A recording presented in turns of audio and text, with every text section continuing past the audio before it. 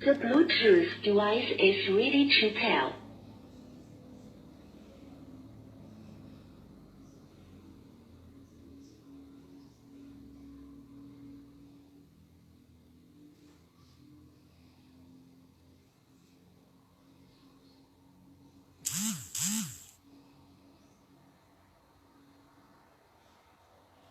Connected successfully.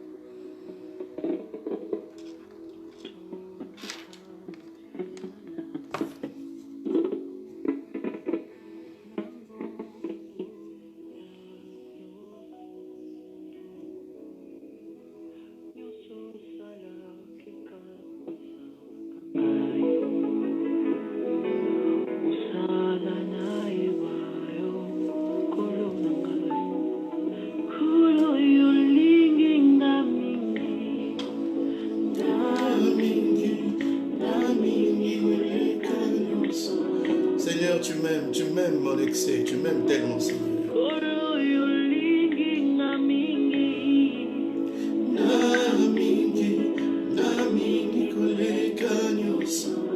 Seigneur, tu m'aimes tellement plus que tout, Seigneur.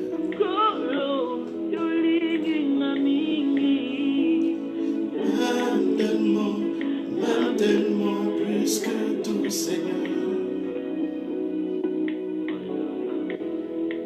Shalom, shalom, peuple de Dieu.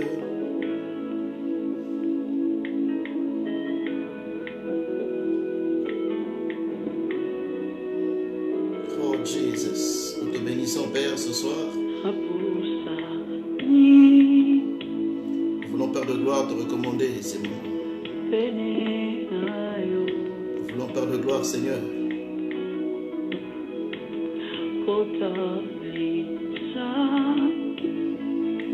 te dire, viens. Manifeste ta grâce, Père.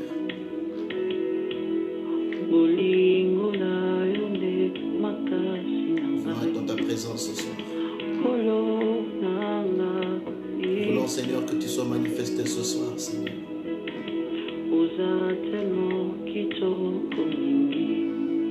Nous avons tellement besoin de toi, Seigneur, ce soir.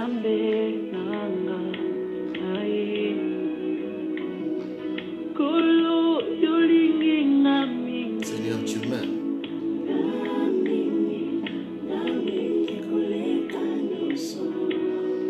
Merci, Seigneur. Merci, Seigneur. Seigneur, tu m'aimes tellement. Tu m'aimes tellement, Père. Tu m'aimes tellement, Seigneur. Plus que tout, Seigneur. Tu n'es pas allé sur la croix pour les anges. Tu n'es pas allé sur la croix, Seigneur, pour d'autres créatures, mais tu es allé à la croix pour nous, Seigneur. Tu es allé à la croix pour l'homme. L'homme, Seigneur, que tu as créé à ton image. C'est pourquoi, Père de gloire, ce soir, nous voulons te rendre toute la gloire. Au nom de Jésus.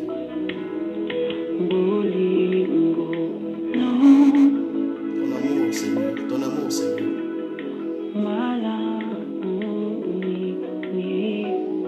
Oui, Père. Ta bonté dure toujours. Ce soir, nous voulons te dire merci. Seigneur, merci encore de ce que tu as permis que ce soir nous ayons cette réunion. Mes frères et mes sœurs, Seigneur, nous voulons te recommander toutes choses. Nous voulons te recommander la réunion, Seigneur. Sois au centre, sois au rendez-vous et manifeste encore ce soir, Seigneur, dans ta parole. Dans ta parole, Seigneur. Dans ta parole, Seigneur. Dans ta parole. Nous voulons vivre, Seigneur. Nous voulons vivre, Seigneur. Nous voulons vivre, Seigneur. Nous voulons vivre, Seigneur. Vivre gloire, Seigneur.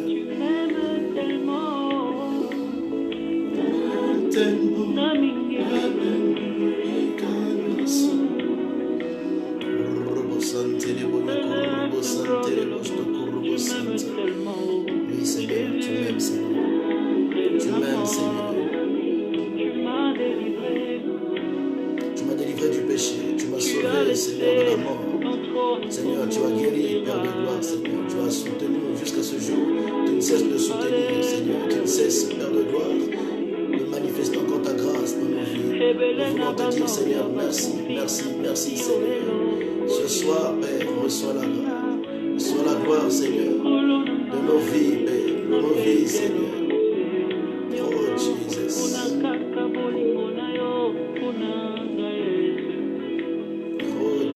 Oh, Jesus. Manifeste ta grâce. Manifeste encore ton amour ce soir. Nous avons tant besoin de toi, Seigneur. Nom de Jésus, nom de Jésus.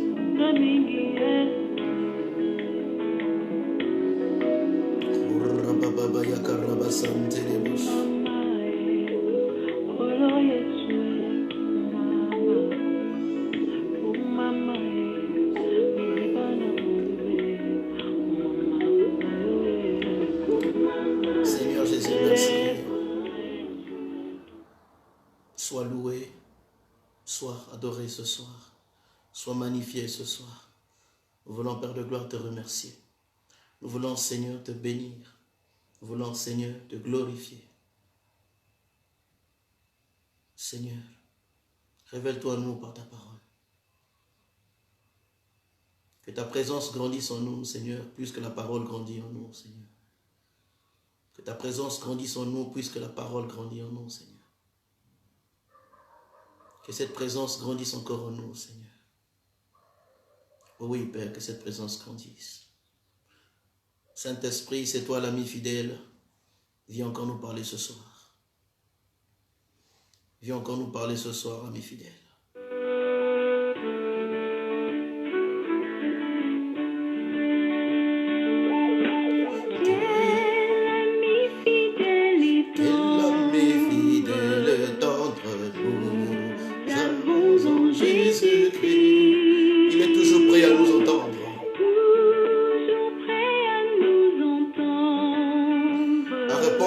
Cri. Répondre à notre cri. Il connaît nos défaillances, nos chutes de chaque jour, sévérant ses exigences. Il est riche en son amour. Quel ami fidèle! Quel ami fidèle et tendre, nous avons en Jésus.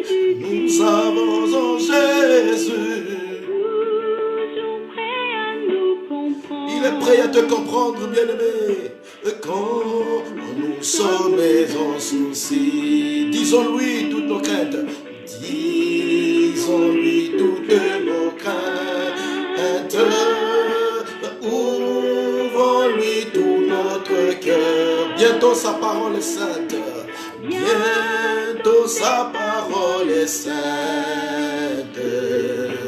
Nous rendons le vrai bonheur. Quel ami fidèle. Quel ami fidèle. Quel ami fidèle et tendre. Nous avons en Jésus. Nous avons en Jésus. Toujours prêt à nous défendre. Quand nous presse l'ennemi, tu es prêt à nous défendre. Il nous suit dans la mêlée. Nous entourer de ses bras. Et c'est lui qui tient l'épée, qui décide nos combats. C'est lui qui décide. Quel ami fidèle et tendre. Quel ami fidèle et tendre. avons en Jésus. Nous avons en Jésus. Toujours prêt à nous apprendre à vaincre. Et quand comptons sur lui, si nous et sincère à chercher sa sainteté, il écoute nos prières, et nous met en liberté.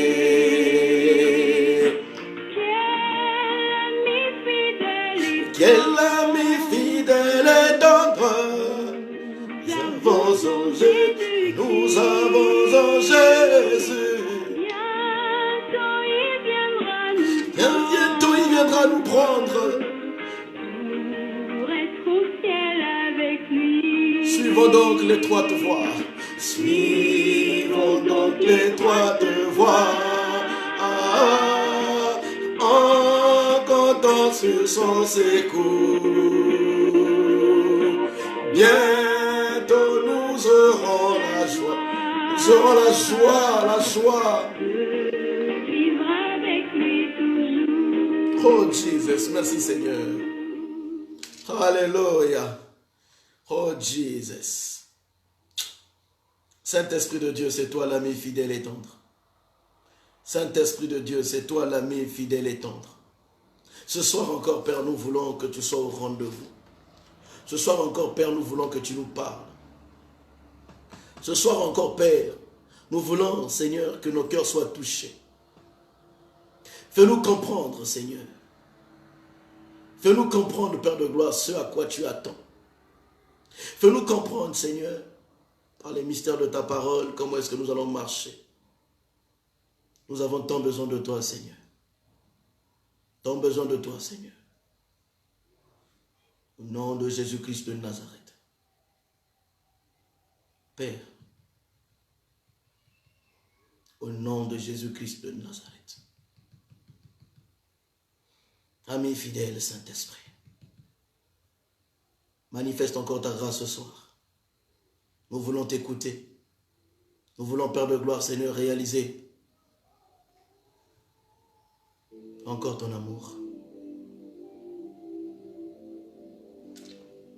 Oh Jesus.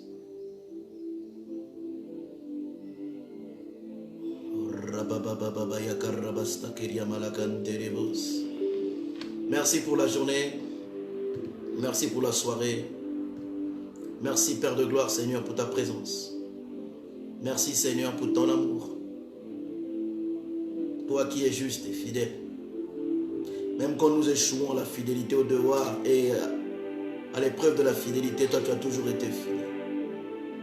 Lorsque nous nous écartons de toi, toi tu as toujours été là pour nous attendre. Combien de fois, Seigneur, avant nous faire des choses, on ignorait même la voix, ta voix qui s'exprimait en nous. Mais lorsque nous revenons tout tristes, Seigneur, tu es prêt à nous accueillir. C'est toi l'ami fidèle. Saint-Esprit de Dieu, viens arroser la sémence que Jésus a mis dans nos cœurs. Afin que cette sémence grandisse et apporte du fruit. Afin que cette sémence grandisse, Seigneur, et apporte du fruit. La Bible nous parle des véritables fruits de la repentance. On ne parle pas de la repentance, Seigneur, sans parler de la confession. On ne parle pas de la repentance, Seigneur, sans connaître le mal, sans connaître son mal, sans connaître, Seigneur, ses faiblesses. Ce soir, apprenons à reconnaître nos faiblesses. Il y a des choses que nous avons ignorées. Il y a des choses que nous avons négligées. Soit par notre orgueil, soit Père de gloire, Seigneur, parce que nous n'avions pas la connaissance. Mais ce soir, apprends-nous, Seigneur, à prier. Comme les disciples, Seigneur, les disciples connaissaient la prière. Mais lorsqu'ils étaient avec toi, ils ont dit, Seigneur, apprends-nous à prier. Nous aussi ce soir, nous aussi ce soir, nous venons dire, Père, apprends-nous à prier. Apprends-nous à prier. Apprends-nous à prier, Seigneur. Seigneur, initialise notre connaissance. Seigneur, initialise notre connaissance. Que notre connaissance, Père de gloire, soit remise à zéro pour que tu nous donnes une nouvelle connaissance ce soir. La connaissance, Seigneur, de la prière. La connaissance dans la prière. Par le nom de Jésus-Christ de Nazareth. Parle à nos cœurs. Parle à notre âme ce soir. Arrose notre esprit ce soir. Nous avons tant soif de toi. Nous avons tant besoin de toi. Seigneur, nous te recommandons, Père de gloire, cette ligne. Nous te recommandons la connexion. Nous te recommandons tout le matériel que nous sommes en train, Père de gloire, Seigneur, de nous utiliser ce soir. Bénis, garde, protège, sois au centre, de telle sorte que ce soir, Seigneur, nous n'ayons pas de coupure. Au nom de Jésus, que la connexion soit stabilisée. À la fois, Père de gloire, Seigneur, pour moi, mais à la fois aussi pour mon frère et ma soeur qui sont de l'autre côté, Seigneur, de l'écran, depuis chez eux à la maison.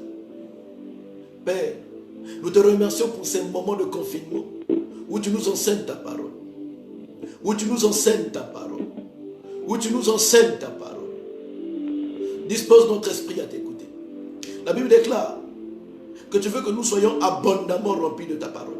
La Bible déclare que la parole habite abondamment, demeure abondamment en vous. Seigneur, Seigneur, la Bible déclare que si Jésus tarde à venir parce qu'il attend, il veut que tout le monde parvienne à la connaissance de sa parole. C'est pourquoi, Seigneur, aujourd'hui arrose-nous par ta parole. Arrose-nous par ta parole au nom de Jésus. Merci à toi, Père.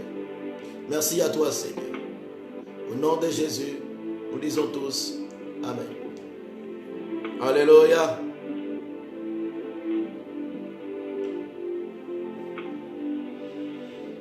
Est-ce que vous pouvez marquer juste votre présence, un petit cœur, si possible, ou alors le pouce, pour dire que nous sommes là, pour dire que nous sommes là.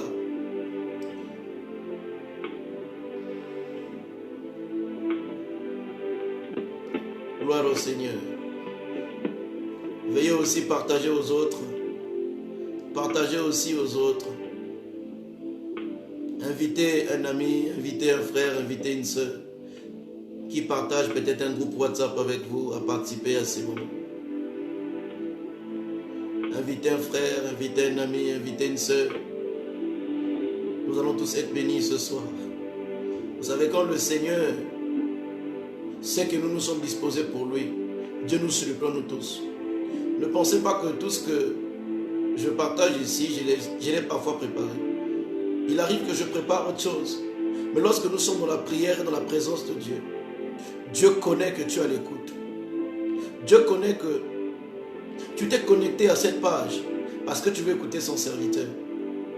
Et la Bible déclare que celui qui reçoit un serviteur en qualité de serviteur recevra la bénédiction de serviteur. Si tu t'es connecté à cette page parce que tu reconnais qu'il y a un serviteur de Dieu qui va parler, alors c'est la loi de la sémence et de la récolte. Tu as sémé de ton temps pour écouter un serviteur. C'est normal que Dieu puisse t'étonner. Et parfois il arrive que pendant que je suis en train de parler, Dieu m'envoie des révélations de la parole. Ce n'est pas pour moi, mais c'est parfois pour toi qui es en ligne. Parce que Dieu veut que tu écoutes ça. Et comme Dieu sait que tu es disposé, Dieu dispose aussi mon intelligence et mon entendement à recevoir une interprétation, à recevoir une révélation, à recevoir une connaissance pour te le communiquer. C'est pourquoi que cette bénédiction, tu ne vives pas seul. Je t'invite à partager. Je t'invite à partager. Invite tes amis, tes collègues que tu connais, même s'ils sont occupés. Invite-les. Invite-les à se connecter. Invite-les dans cette séance de partage, enseignement de la parole de Dieu. Que ce soit une soirée bénie. Amen. J'attends que tu invites. Essaie de partager l'enseignement, essaie de partager la connexion avec d'autres. Essaie de partager avec d'autres. Le Seigneur veut que quelqu'un soit béni ce soir en ligne.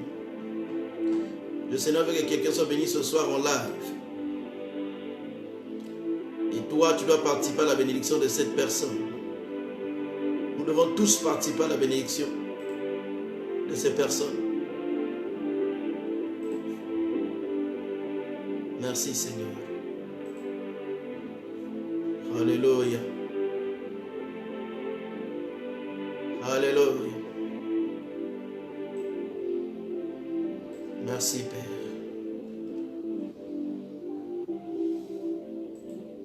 Merci Seigneur. Merci Seigneur. Que ta grâce nous couvre ce soir. Alléluia. Shalom, shalom, shalom, peuple de Dieu.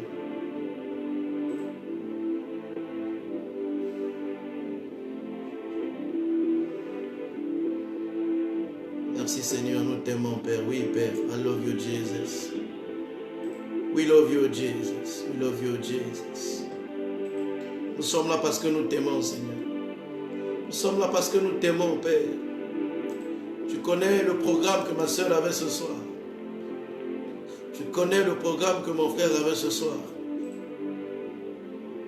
Mais nous sommes là ce soir pour t'écouter. Nous sommes là Seigneur pour t'écouter.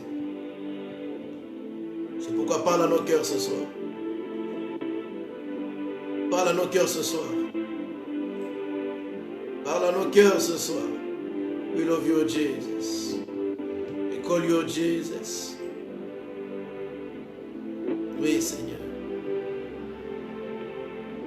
Par le nom de Jésus. Par le nom de Jésus. Alléluia. Rabababa kanteri bustokuria baba yaka. Riboyo kurbu santeri boyo kurbu santeri bush. Roto yemi me faya baforoko shakamanga fariges. Oh Jesus. Sois loué, sois adoré, sois magnifié. Sois élevé, Seigneur. Nous voulons, Père de gloire, Seigneur, reconnaître encore tes bontés. Voilà nos cœurs ce soir, Seigneur. Apprends-nous à prier, Père. Apprends-nous à prier, Seigneur. Apprends-nous à prier, Père. Apprends-nous à prier, Seigneur.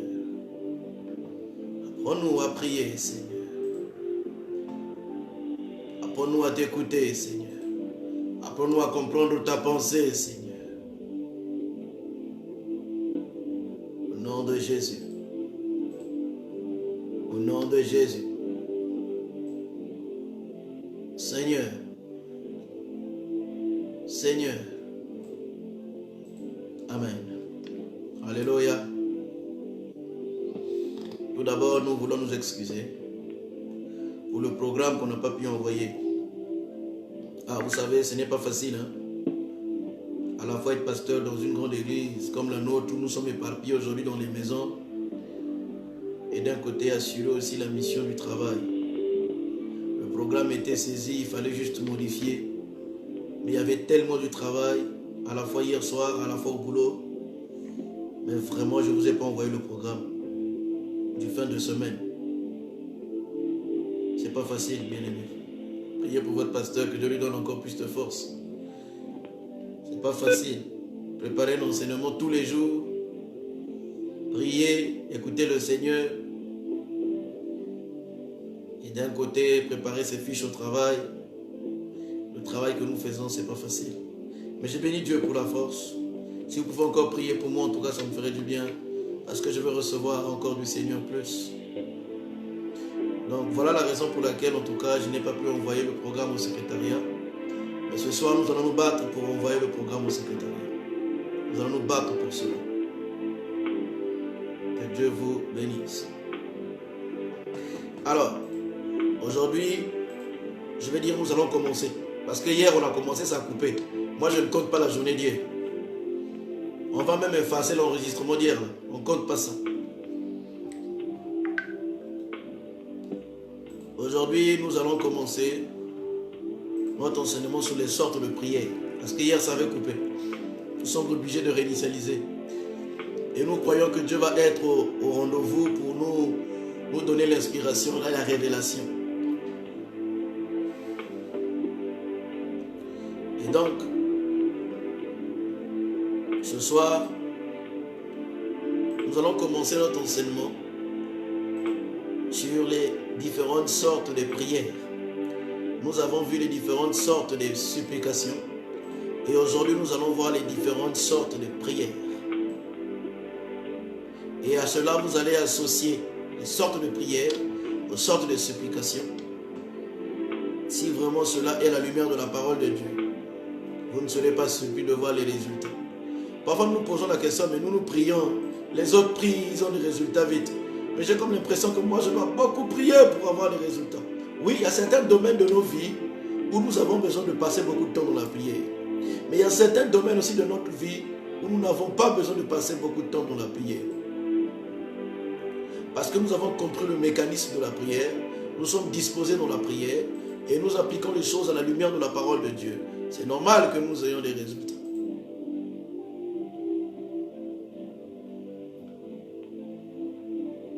C'est pourquoi ce soir, ma prière est que le Seigneur nous ouvre l'intelligence à tous. Et le Seigneur nous ouvre l'intelligence à tous.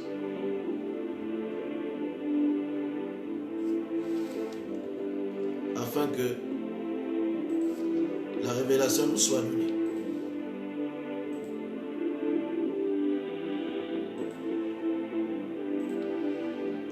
Merci Seigneur.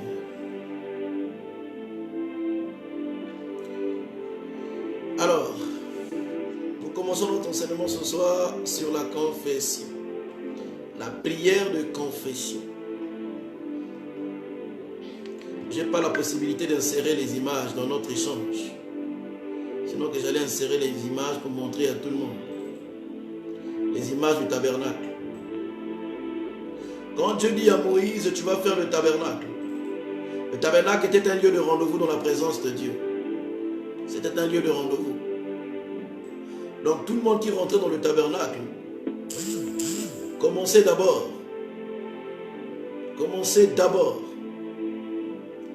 par rencontrer devant eux, lorsqu'ils rentraient dans le lieu, dans le parvis, ils traversaient le portail du tabernacle. La première des choses qu'ils rencontraient dans les tabernacles, c'était l'autel de jugement, l'autel des reins. L'autel où on déposait les sacrifices. Les sacrifices pour le pardon. C'est cet autel qu'ils rencontraient d'abord. Et une fois qu'ils rencontraient cet autel-là, leur sacrifice était brûlé au feu. Une fois que le sacrifice est brûlé au feu, les sacrificateurs faisaient les services. Et donc c'est les sacrificateurs qui étaient dans le tabernacle pour faire le service en faveur du peuple. Donc, pour rentrer dans la présence de Dieu, la première des choses qu'on voyait, c'était l'autel du jugement. L'autel du jugement. Quand vous lisez l'Ancien Testament, je n'ai pas le temps de développer ça aujourd'hui. Quand nous lisons l'Ancien Testament, vous allez voir. On va dire, en gros, il y avait deux types de péchés. Si je peux résumer ça comme ça. Il y avait des péchés volontaires et des péchés involontaires. Tous les péchés volontaires étaient payés par la mort. Une fois que quelqu'un faisait un péché volontaire, la condamnation était la mort. Et il y avait des péchés involontaires. Et même lorsqu'on parle des meurtres, dans la Bible, il y avait deux types de meurtres. Il y avait des meurtres volontaires et des meurtres involontaires. Toute personne qui tuait quelqu'un de manière volontaire, lui aussi, il devait mourir. Mais toute personne qui tuait quelqu'un de manière involontaire, soit il y a eu un accident, suite à un accident, quelque chose s'est passé, il tuait quelqu'un, il y avait ce qu'on appelait dans l'Ancien Testament les villes de refuge. Lorsque tu tuais quelqu'un volontairement, il fallait maintenant aller te cacher à la ville de refuge. Et quand tu arrivais à la ville de refuge, on te posait la question, qu'est-ce que tu as fait? Et après, tu parlais au souverain sacrificateur de la ville. C'est le souverain sacrificateur de la ville qui t'écoutait. Et à la fin de l'année, lorsque lui, il faisait la prière d'expiation des péchés, il priait pour les péchés de tout le monde à la fin de l'année. Il faisait un sacrifice. Et le souverain sacrificateur, qu'est-ce qu'il faisait? Il prenait un bouc. Il imposait les mains sur le bouc. Et il confessait tous les péchés de tout le monde. Il dit, Seigneur, souviens-toi cette année, il y a monsieur X est venu me voir, il m'a dit ça. Monsieur Y est venu me voir. Le peuple a fait ça. Le peuple a fait ça. En fait, il transférait tout son péché sur le bouc. Et on prenait ce bouc-là. On l'envoyait loin du désert. Et donc, ça c'est une culture qui a commencé depuis dans le désert, lorsqu'ils étaient devant la tente d'assignation, lorsqu'ils étaient encore dans le tabernacle de Moïse, avant d'arriver à la terre promise. Donc, il y a des péchés volontaires et des péchés involontaires. Le prix à payer pour le péché volontaire et le péché volontaire n'était pas la même chose. Aujourd'hui, quand tu es né de nouveau, tu n'es plus sous le pouvoir du péché. Il arrive que nous péchons involontairement. Ça peut arriver à une situation, tu t'énerves. Tu n'as pas fait attention. Ça peut arriver à une situation, tu te comportes mal. Mais comme Dieu siège dans notre conscience, le Saint-Esprit siège dans notre conscience, le Saint-Esprit te rappelle. Et quand il te rappelle, tu demandes pardon. Tu demandes pardon à Dieu et tu vas demander pardon aussi à la personne à qui tu as fait du mal. Alléluia. Donc lorsqu'on fait une prière de confession, il y a la confession envers Dieu. Mais lorsqu'on sait qu'on a fait aussi mal à une personne, pour que la confession envers Dieu arrive, il faudrait que je passe demander pardon à mon frère. Une fois que je demande pardon à mon frère, automatiquement, ma prière que j'avais adressée à Dieu arrive sur le trône. Il y a beaucoup de gens, vous demandez pardon à Dieu dans la prière. Seigneur, pardonne-moi. Seigneur, pardonne-moi, je me suis fâché contre mon frère. J'ai manqué le respect. Je lui ai dit ça, je lui ai dit ça. Amen. Oui, ta prière a commencé à monter, mais à un certain niveau, ça s'est bloqué. Il faudrait que tu partes voir ton frère. Tu demandes pardon à ton frère. Quand tu vas demander pardon à ton frère, une fois que tu demandes pardon à ton frère, la prière continue. Pourquoi? Parce que Dieu ne nous a pas envoyés sur terre pour vivre pour lui selon nos désirs. Mais il nous a envoyés sur terre pour vivre sur terre pour lui selon ses désirs. Et dans ses désirs à lui, il veut que nous puissions nous réconcilier avec Dieu et que nous puissions nous réconcilier aussi avec les hommes. Alléluia. C'est pourquoi c'est important dans la prière de confession de savoir: ai-je confessé mes péchés devant Dieu? Ai-je péché vers Dieu? Ou ai-je aussi péché vers mon frère, vers mon père? Quand vous lisez l'histoire de l'enfant prodigue, lorsqu'il a péché, qu'est-ce qu'il a fait? Il a dit: j'irai voir mon père. Il dit: j'ai péché contre Dieu et j'ai péché contre mon père. C'est-à-dire que j'ai transgressé la loi contre Dieu. J'ai manqué la cible que Dieu a fixée pour moi.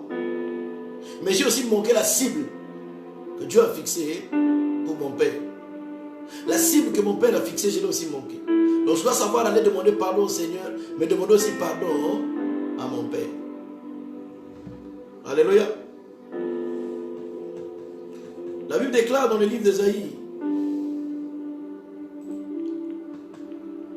comme nous avons lu hier, Ésaïe 59 à partir du verset 1, il dit: non, la main de l'Éternel n'est pas devenue trop courte pour agir, ni son oreille devenue trop dure pour écouter vos prières. Mais ce sont vos fautes et ce sont vos péchés qui mettent une séparation entre vous et Dieu. Donc nos fautes et nos péchés mettent une séparation entre nous et Dieu. Mais Dieu, il n'a jamais souhaité cela, il n'a jamais voulu cela. C'est pourquoi Dieu nous donne toujours les moyens, les possibilités de rattraper cet écart que nous creusons. Et cet écart-là que nous rattrapons, généralement, comme ça concerne notre vie pour être équilibrée, il faudrait que la vie de Dieu vienne de nous. Si la vie de Dieu n'est pas en nous, la vie de Dieu, c'est la volonté de Dieu. La vie de Dieu, c'est l'Esprit de Dieu. La vie de Dieu, c'est sa présence en nous. C'est ça.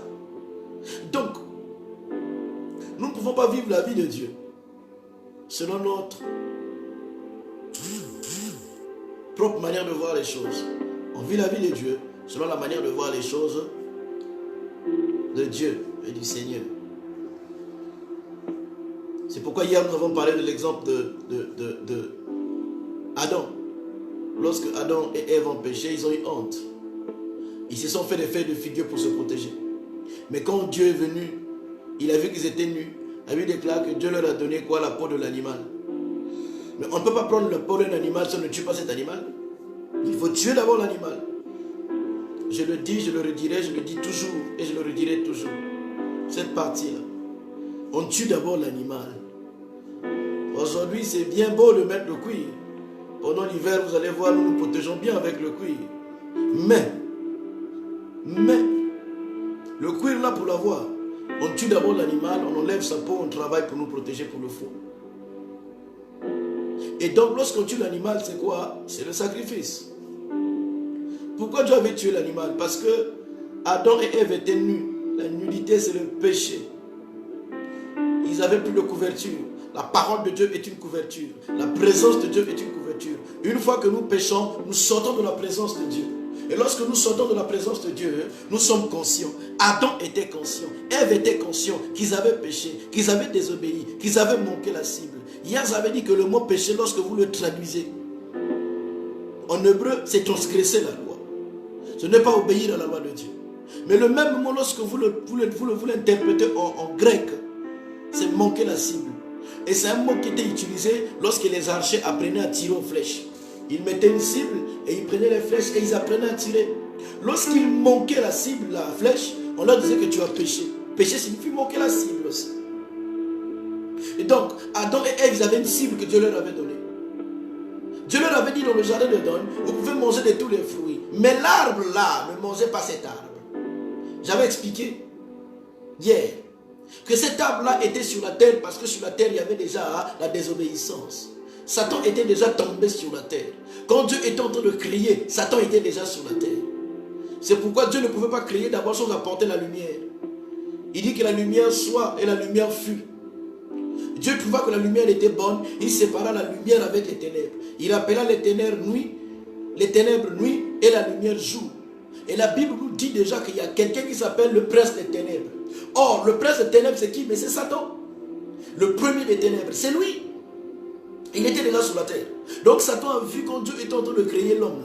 Lui, il était dans les ténèbres, Dieu était dans la lumière, il était en train de voir tout ce que Dieu faisait. C'est pourquoi Satan a des approches pour avoir l'homme.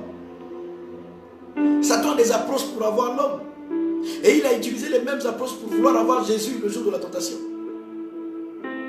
Mais heureusement que Jésus était assis à la lumière de la parole de Dieu.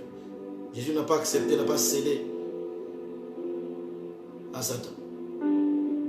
Et donc, Adam et Ève se sont écartés de la présence de Dieu. Ils sont sortis de la présence de Dieu. Ils sont sortis de la lumière. Ils étaient nus. Et leur conscience les avait dit qu'ils étaient nus. Le fait que Adam a répondu à Dieu, oui, Dieu les cherchait, ils étaient cachés. Il dit, oui, nous sommes cachés, nous avons honte. Pourquoi vous avez honte? Nous sommes nus. Ils étaient conscients de leur péché. Parce qu'ils étaient conscients de leur nudité. Si tu pêches et que tu n'es pas conscient de ta nudité, là il y a un problème, frère. Il y a un problème, ma soeur. Si tu pêches et que ta conscience ne te dit rien, là il y a un problème, tu t'es déjà éloigné de Dieu. Tu t'es déjà éloigné de Dieu. Et la différence entre un homme spirituel et un homme religieux, c'est la conscience. Un spirituel, il a la conscience de Dieu. Une fois qu'il tombe, sa conscience nous rappelle l'esprit qui est dans lui. Parce que la conscience, c'est le siège de l'esprit.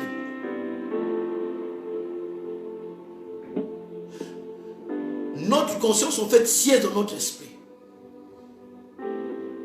Donc, si nous sommes conscients de l'existence de Dieu, si nous sommes conscients qu'il est un être supérieur, c'est parce que notre conscience est connectée à un être supérieur. Et nous devons l'obéir, nous devons faire sa volonté. Lorsque nous commettons le péché et que bon, c'est pas grave, le Seigneur sait, ma conscience ne m'accuse pas ou ne me rappelle pas, il y a un véritable problème. C'est que là, je ne suis plus avec Dieu. C'est pourquoi ce n'est pas bien de faire les péchés et ne pas être conscient. C'est important. Donc, là on est en train de parler de prière de confession. On ne peut pas parler de confession si on n'est pas d'abord conscient que nous avons réellement péché.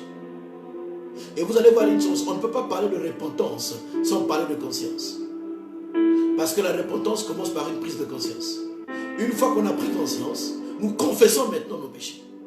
Une fois qu'on confesse nos péchés, nous évoluons, nous montons de notre cran. C'est pourquoi c'est très important. Je n'ai pas le temps de développer les péchés volontaires et les péchés involontaires.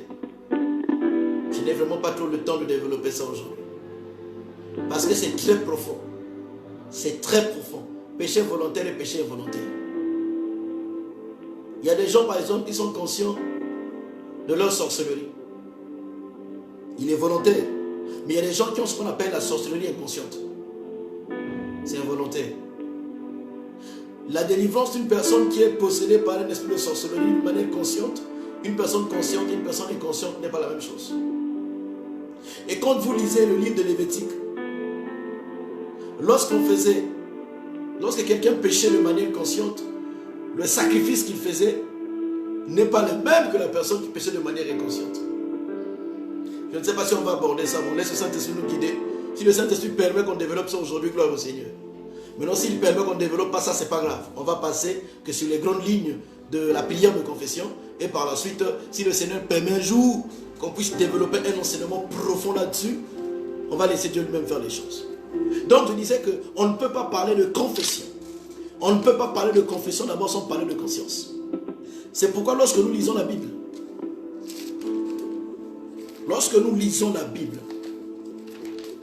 dans les évangiles, lorsque la bonne nouvelle est arrivée, pour que la bonne nouvelle commence à donner des fruits dans ta vie, il faudrait d'abord que tu passes par ce qu'on appelle la confession.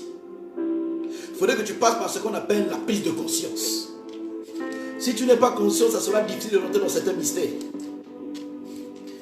Et quand nous lisons la Bible, nous enseigne un peu comment est-ce que le baptême se faisait. Le baptême fait partie du chemin de la qualification, de la nouvelle naissance. La Bible déclare que ceux qui croiront seront baptisés et seront sauvés. Croire, être baptisé, être sauvé.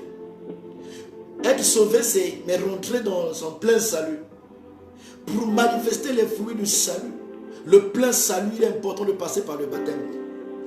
C'est pourquoi il y a des gens, même lorsqu'on fait leur délivrance, il y a des délivrances parfois qui prennent du temps parce que la personne n'est pas encore baptisée. Mais quand une personne est baptisée, qu'est-ce qu'il fait? La personne a pris conscience. C'est pourquoi je disais hier que la Bible déclare que le baptême est un engagement d'une bonne conscience. On ne peut pas avoir une foi saine, une foi qui rentre dans le miraculeux, une foi qui honore Dieu, si notre conscience n'est pas saine. En parlant avec le pasteur France l'année passée, on a abordé une question que lui il avait déjà traitée. Et je pense que cette année, moi aussi, je vais traiter cette question où nous allons vraiment prêcher sur la foi et la conscience. Il y a beaucoup de gens qui se disent chrétiens, ils sont dans la foi, mais ils ne sont pas conscients. Et c'est-à-dire qu'il a atteint un niveau où tu vas voir parfois un homme de Dieu, il a sa copine. Il a sa copine, hein? Ils ne sont pas mariés. Mais il vit avec cette fille, c'est comme s'ils étaient mariés. Et pour lui, dans sa conscience, ça ne le dérange pas. Non, le Seigneur sait que je suis célibataire. Le Seigneur sait que j'ai des faiblesses. Le Seigneur sait que la chair est faible. Vous imaginez? Cette conscience pure de sainteté n'existe plus. Là, il y a un problème. Et il y a beaucoup qui se laissent tromper par leur don de miracle. Or, la Bible déclare que Dieu ne se répond pas de son appel et de son don. Satan, il a péché, hein? Il a désobéi dans le ciel. Il a pris un tiers des anges. Mais il a gardé l'onction Minchak. Il a gardé l'onction Minchak. L'onction Minchak, c'est l'onction de l'influence. Voilà, cette capacité d'influencer. Cette capacité de détourner les gens. Ou d'amener les gens à Dieu. C'est une onction. Je vous dis que c'est une onction. C'est une forme d'onction. Aujourd'hui, quand vous voyez des gens de Dieu qui ont des méga églises, qui sont vrais avec Dieu, j'avais dit ici que avoir une méga église, ce n'est pas un péché. La première église, c'était une méga église, une église de 5000 personnes. Si vous suivez les enseignements de midi, parmi les enseignements de midi qui sont mis en ligne, vous allez écouter cette partie. Donc Pierre avait cette onction Minchak. Lorsqu'il a prêché le premier jour, ils étaient 120 dans la chambre haute. Lorsqu'il a prêché, la Bible déclare qu'après son discours, 3000 personnes se sont converties. 3000 en une journée d'évangélisation. Vous imaginez? Et l'église grandissait. L'onction Minchak, qui influence, qui attire, qui change les vies. Donc Satan aussi avait l'affaire là. Il a influencé un tiers des anges. Je parle des anges. Il les a influencés. Mais est-ce que Dieu a récupéré l'affaire? Dieu n'a pas récupéré ça. Il a gardé ça. Et beaucoup de nos frères, leur don leur a trompé. Ils pensent faire les choses avec Dieu selon la foi de Dieu. Mais ils ne sont plus avec Dieu. Parce que dans leur conscience, ils ne sont plus conscients du péché. Ils sont maintenant dans les mélanges. Et ils pensent toujours être avec Dieu. Or, qu'au fond, Dieu s'est écarté d'eux. On va voir ça. Ce soir, la confession. On va voir ça. Comment certaines personnes pensent encore être avec Dieu. Mais Dieu les a déjà rejetés. Ils utilisent la Bible. Ils prêchent Jésus. Mais Dieu les a déjà rejetés. Eux-mêmes, ils sont sortis de la présence de Dieu.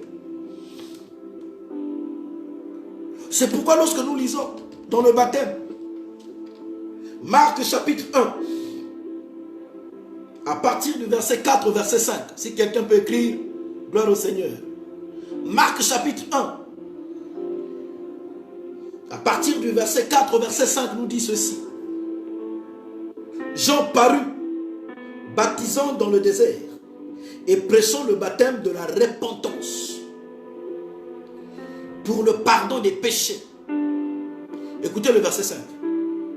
Tout le pays de Judée et tous les habitants de Jérusalem se rendaient auprès de lui et confessant leurs péchés, ils se faisaient baptiser par lui dans les eaux du Jourdain.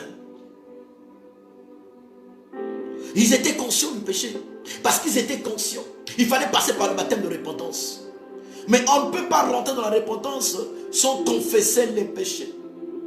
C'est pourquoi, pour baptiser quelqu'un, il faudrait que la personne soit consciente de la vie, consciente du péché. Si tu es en ligne, si tu suis cet enseignement, et que tu avais reçu le baptême quand tu étais bébé, quand tu avais 5 ans, quand tu avais 6 ans, quand tu avais 10 ans, si tu avais l'âge de la conscience, tu étais déjà conscient du péché, gloire au Seigneur. Mais si tu t'es baptisé sans avoir l'âge de la conscience, ton baptême n'est pas un baptême. Parce que le baptême est un engagement d'une bonne conscience. Il faudrait que je fasse la différence. Ah, c'est vrai, l'impudicité, c'est pas bon. Dieu n'aime pas ça. Oui, c'est vrai. Le mensonge, l'escroquerie, le fétichisme, le maraboutage, la magie, c'est pas de Dieu. Les sacrifices humains, c'est pas de Dieu. Tuer un homme, prendre la vie d'un homme, c'est pas de Dieu. Prendre la vie d'un homme, surtout lorsque tu prends la vie d'un homme, vous n'êtes pas en cas de guerre. Parce qu'il y a une différence lorsque vous êtes en cas de guerre. Tuer quelqu'un en cas de guerre, par exemple quand les militaires sont sur le front, ils tuent quelqu'un en cas de guerre. C'est différent que lorsque vous êtes à la cité et tu tues quelqu'un.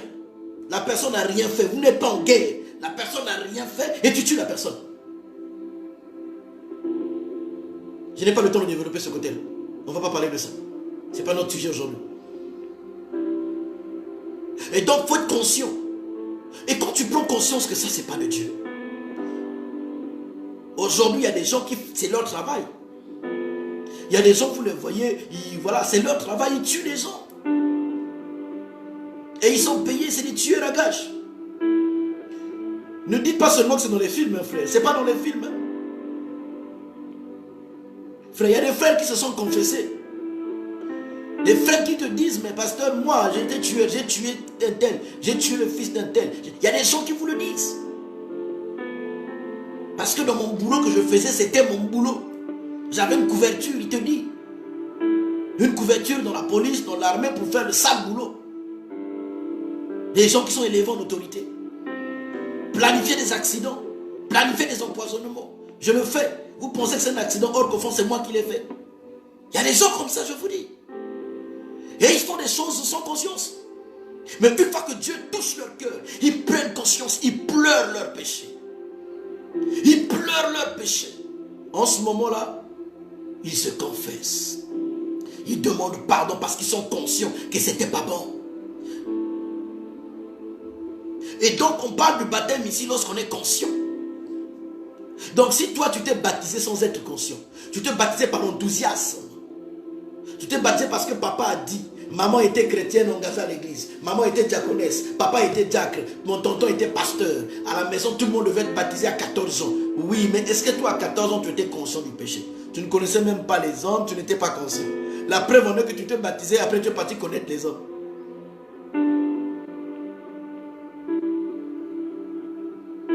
Et donc toutes les personnes qui sont passées par les eaux du baptême, sans expérimenter l'engagement d'une bonne conscience, s'engager à servir Dieu, s'engager qu'avant notre conscience était sale, maintenant nous voulons que notre conscience soit pure.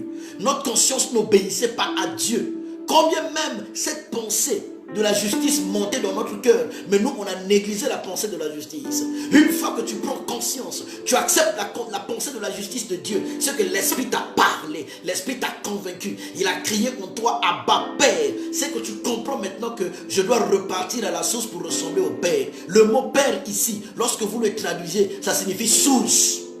Le mot Père signifie source.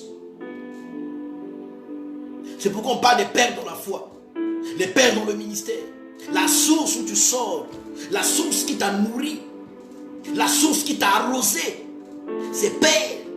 Et donc maintenant par le baptême, nous repartons à la source. Et là nous naissons maintenant de Dieu par le baptême. C'est comme un cachet. Je ne parle pas de la nouvelle naissance parce que beaucoup de gens confondent et le baptême et la nouvelle naissance. Ce n'est pas la même chose. Alléluia. Et donc, on ne peut pas parler de confession sans parler d'abord de prise de conscience. Il y a des gens qui font des prières de confession sans conscience. Seigneur, pardonne-moi, j'ai insulté mon frère, pardonne-moi, j'ai pris ceci, pardonne-moi, j'ai pris ceci. Il passe. En fait, sa confession n'a pas d'efficacité, n'a pas de poids. Il y a des gens, il a commis un péché, il a fait mal. Mais lorsqu'il demande pardon, c'est comme si, bon, voilà, c'était normal. Seigneur, tu sais, hein, j'étais en colère. Hein, lui, ce qu'il m'a dit, hein, ce qu'il m'a fait, hein, donc j'étais obligé de le blesser. J'ai pris le couteau, je l'ai blessé. Seigneur, pardonne-moi. En fait, c'est comme si, bon, voilà quoi, c'était normal.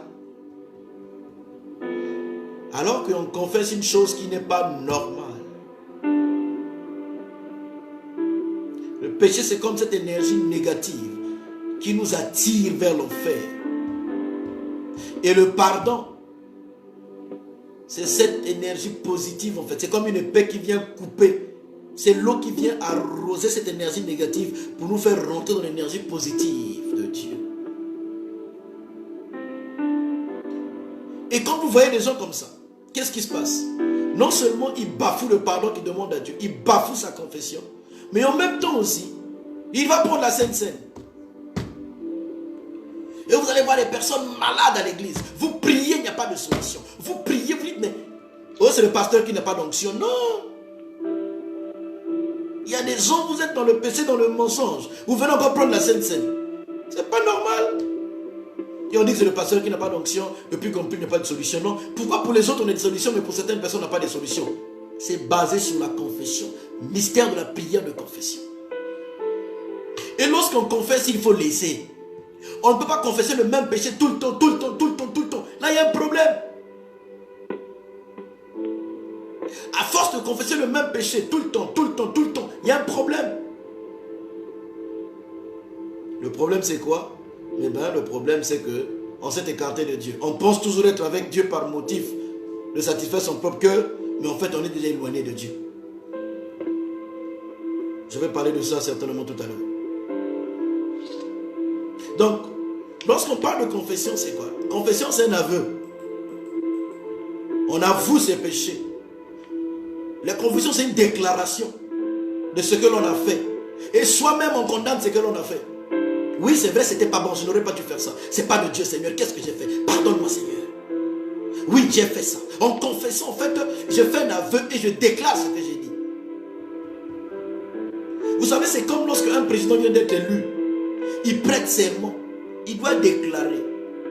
Il déclare son nom. Ça peut être devant un livre. Dans certains pays, certains pays musulmans, ils prennent le Coran. Certains pays chrétiens, ils prennent la Bible. Dans d'autres pays, ils prennent leur constitution. Ils mettent la main et ils disent, moi, il dit son nom. Voilà, il proclame que je vais veiller. Il prend l'engagement. Et donc nous aussi, avant de passer par les eaux du baptême, nous avons pris l'engagement. Et quand tu prends l'engagement, il faut respecter ton engagement. On ne joue pas avec Dieu. On ne joue pas avec Dieu.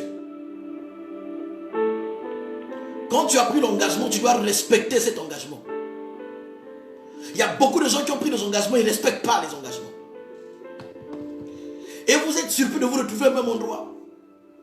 Vous êtes surpris de patiner. Vous êtes surpris que les choses que Dieu a prévues que tu vives cette année, que tu les vives 10 ans après, 3 ans après, 4 ans après. Mais ce n'est pas la faute de Dieu. Tu pries, tu jeûnes. Mais tu négliges le côté de la confession. Tu confesses les mêmes péchés, tu tombes dans les mêmes erreurs. Ce n'est pas normal.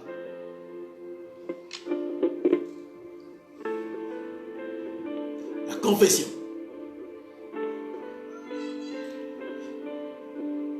C'est pourquoi la Bible déclare, confessez. Dieu, il est juste et fidèle pour nous pardonner. La Bible dit dans le livre de Jacques, confessez. Et la Bible va encore plus loin. Confessez vos péchés les uns envers les autres. On va peut-être aborder ça aussi. Il y a tellement de choses à dire, mais je ne pense pas que en si peu de temps aujourd'hui, nous allons aborder tout. Confessez vos péchés les uns envers les autres. C'est ça l'importance d'avoir des pères dans la foi, des pères spirituels. C'est ça l'importance d'avoir des amis dans la foi. C'est très important. C'est ça l'importance d'avoir des maîtres dans la foi. La Bible dit, la Bible parle des maîtres dans la foi. La Bible déclare, 1 Corinthiens, chapitre 4, à partir du verset 15. Il dit, vous pouvez avoir 1000 maîtres en Christ, mais vous n'avez cependant qu'un seul Père. C'est l'apôtre Paul qui parle. Il dit, parce que c'est moi qui vous ai engendré dans la foi. Le rôle d'un père, c'est que tu parles le voir et puis confesser tes péchés. Le rôle d'un ami, c'est que tu parles le voir et puis confesser tes péchés. Ça, c'est la deuxième partie de la confession. Quand tu demandes pardon à Dieu, mais tu tombes dans le même péché. Tu te masturbes, tu demandes pardon, tu tombes encore dans la masturbation. Tu es dans l'adultère, tu demandes pardon, mais tu tombes encore. Et quand tu vas voir un ami à toi, tu dis, mais tu sais mon frère, voilà ce que j'ai dit, voilà ce que j'ai fait. Au lieu qu'il puisse t'aider, lui qu'est-ce qu'il fait? Il t'encourage encore, il dit, ah tu sais, hein, Dieu il sait, Dieu connaît nos faiblesses. Dieu il connaît nos faiblesses. Et là tu vois les gens qui restent dans leurs faiblesses parce qu'ils ont des mauvais amis. Un vrai ami que Dieu t'a envoyé, t'a donné, il va t'aider à rentrer en réconciliation avec Dieu, te réconcilier avec Dieu. À te réconcilier avec Dieu. Mais c'est dans la confession. Lorsque tu confesses à Dieu, mais tu tombes dans le même péché, ça signifie que tu es esclave de ce péché. Pour que tu puisses avoir de l'autorité sur le péché, tu dois aller maintenant dans une autre dimension. La autre dimension, c'est quoi? Aller voir ton frère, aller voir ton pasteur, aller voir ton aîné dans la foi, aller voir ton ami à qui tu sais que j'ai confiance en lui.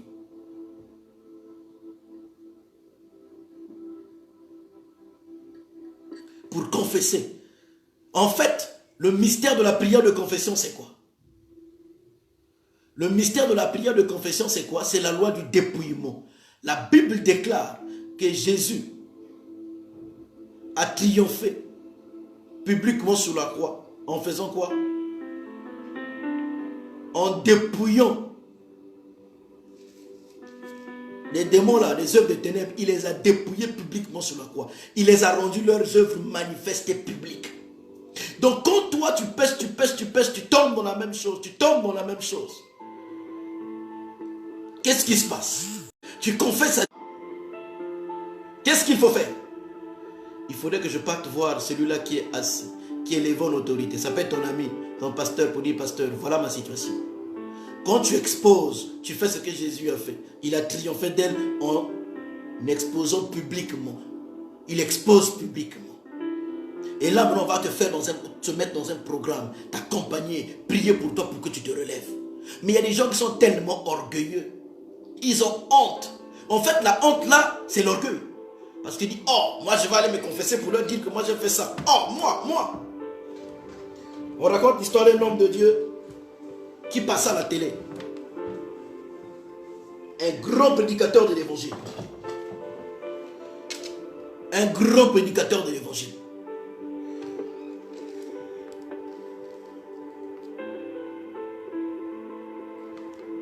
Ce grand prédicateur de l'évangile, qu'est-ce qu'il faisait?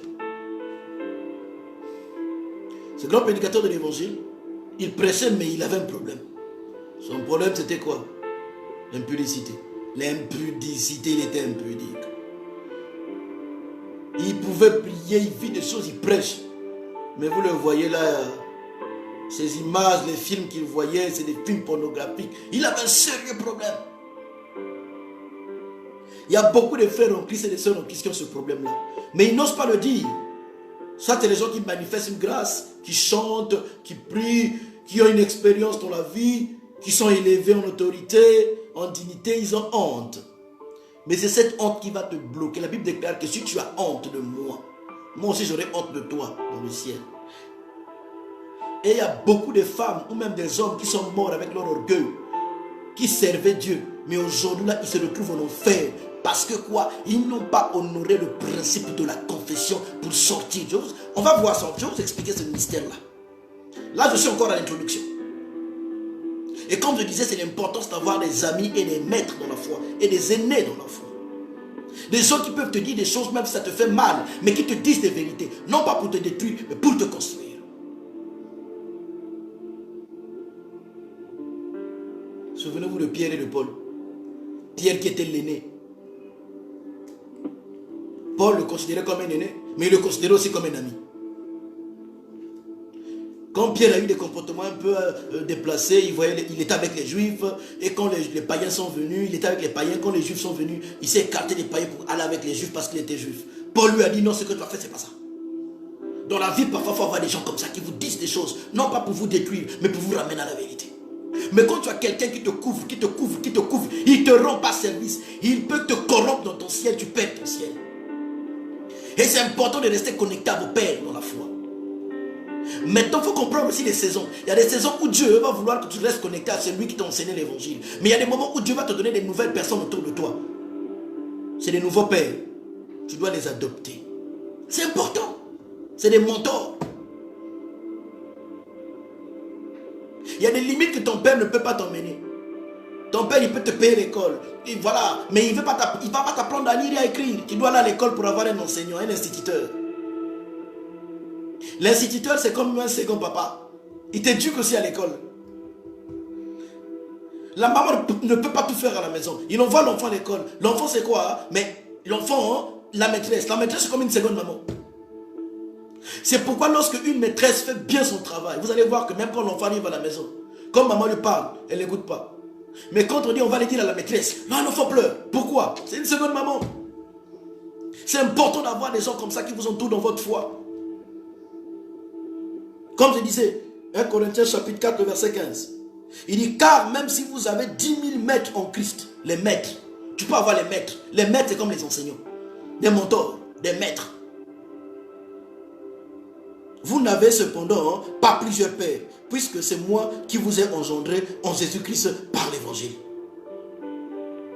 Et écoutez ce qu'il dit au verset 16. Je vous en conjure donc, soyez mes imitateurs. Le Père, on imite toujours. Un véritable Père, il va vous pousser à l'imiter. Vous allez parler comme lui, vous allez prier comme lui. Il va être votre modèle. Il dit, soyez mes imitateurs. Ça, c'est une vérité que j'enseigne toujours. Quand je parle des pères dans la foi, quand je parle des pères spirituels. C'est un principe, bien aimé. Et c'est valable aussi dans la confession. C'est valable dans la confession. Donc, c'est important. On ne peut pas parler de confession, de confession si on ne dit pas ce que l'on a fait. Il y a des couples, vous les voyez, ils sont en couple. Hein. Le mari ou la femme a péché là, contre Dieu là. Mais il a aussi péché contre sa femme. Il va demander pardon à Dieu. Mais il ne va pas demander pardon à sa femme. Il ne confesse pas tout à sa femme. Il dit une partie, il cache l'autre. Et tu es surpris de voir monsieur toujours malade ou madame toujours malade, des problèmes. Mais c'est parce qu'il y a quelque chose que tu n'as pas fait. Tu n'as pas dépouillé. Tu n'as pas appliqué le principe de dépouillement. Maintenant, si tu trouves que ta femme n'est pas trop sage, ta femme n'est pas trop mature, ou ton mari n'est pas trop mature, prie le Seigneur. C'est pourquoi on vous dit restez connectés à vos pères. Mais choisissez aussi des bons pères, parce qu'il y a des pères qui se sont perdus aujourd'hui. Il y a des pères qu'on appelle des ex-oins. C'est un ex-oin. Il était oin, mais il est devenu ex. Comme Saül, c'est un ex-oin. Il était oin de Dieu. Mais son comportement a fait qu'il n'était plus oin. L'onction l'avait quitté. Mais comme Dieu que tu as encore besoin de grandir, comme ton père est devenu un ex-oin, Dieu va t'emmener à côté de quelqu'un qui est oin. Parce que c'est Dieu qui est la source. Il va te mener à côté d'un maître qui est oint pour continuer à t'enseigner, continuer à oindre l'huile dans ta vie.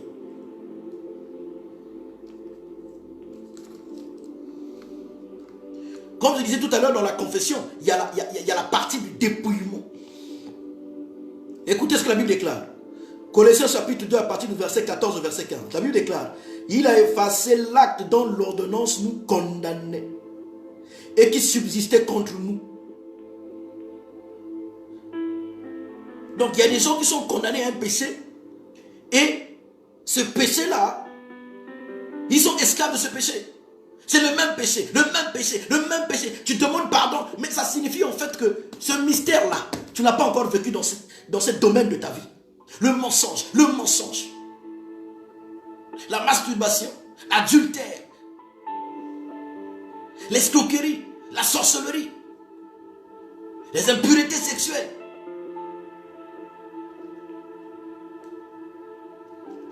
Tu es une femme, quand tu étais dans le monde, tu avais une attirance envers les femmes. Mais tu es dans le Seigneur, tu sens que ça revient toujours. Ça revient toujours. C'est important qu'on te suive. C'est un démon, c'est un esprit qui est là. Qui t'influence, qui te rend esclave. Tu es un homme, tu avais peut-être des attirances sexuelles envers les hommes, tu as connu le Seigneur, c'est parti. Mais à un moment donné, ça revient. C'est un esprit, c'est un démon. C'est pourquoi il faut faire ce travail à l'avance. Et il dit, l'acte de l'ordonnance nous condamnait et qui subsistait contre nous. Et il les a éliminés en les clouant à la croix. Le verset 15. Il a dépouillé les dominations et les autorités et les a livrées publiquement en spectacle en triomphant d'elles par la croix. Waouh!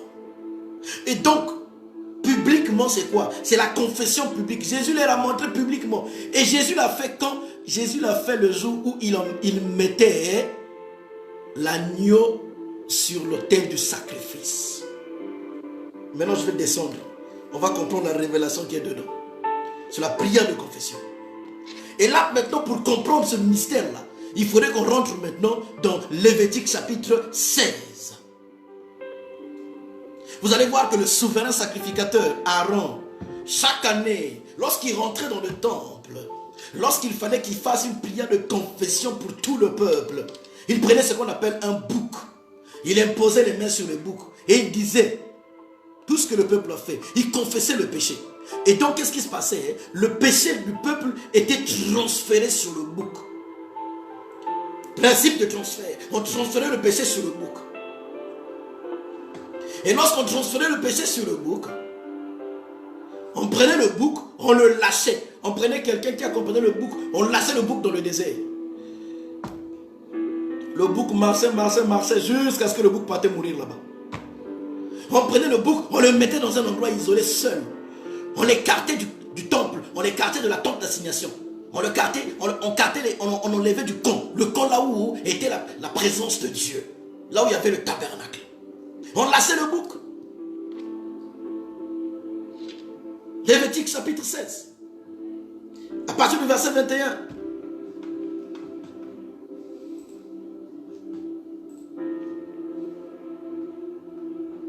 En fait, c'est le principe de substitution. On prenait un bouc, on substituait. On prenait le péché, on mettait sur le bouc. Et qui le faisait? C'est le souverain sacrificateur. C'est lui qui mettait ça. Il imposait les mains et il confessait le péché. C'est le principe de la croix de Jésus. La Bible déclare que Jésus est le souverain sacrificateur. Or, le bouc là aussi, c'est lui-même qui est l'agneau. C'est lui-même qui prend le péché du monde là. Il a fait la substitution, le remplacement. Il a pris notre péché, lui-même le souverain sacrificateur. Et lui-même, il s'est dit qu'il n'y a pas de bouc pour porter ce péché. Il n'y a pas de bouc pour porter ce péché. Moi-même, je portais ce péché-là. Il s'est transformé maintenant en agneau. Il est parti maintenant sur la croix. Lui-même, il s'est substitué pour que nous recevons le pardon. Mais le pardon en question, il y a un transfert. Il faut proclamer, il faut dire. Et donc, une fois que vous confessez le péché sur le bouc, le coupable n'est plus coupable. Le coupable est libre. C'est pourquoi par le sacrifice de Jésus, tu es libre. Alléluia. C'est le principe, le mystère du sacrifice d'Abraham. Dieu a dit à Abraham, est-ce que tu m'aimes? Si tu m'aimes vraiment, donne-moi ton fils en sacrifice. C'est par amour. C'est par amour que nous nous sacrifions. C'est par amour pour Dieu, frère.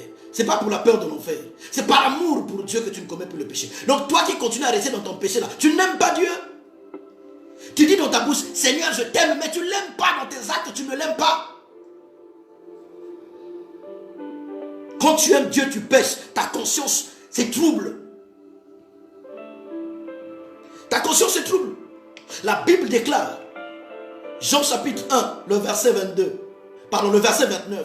Jean chapitre 1, le verset 29. Quand Jésus est parti se baptiser, qu'est-ce que vous remarquez? Vous remarquez que le Jean-Baptiste a présenté Jésus.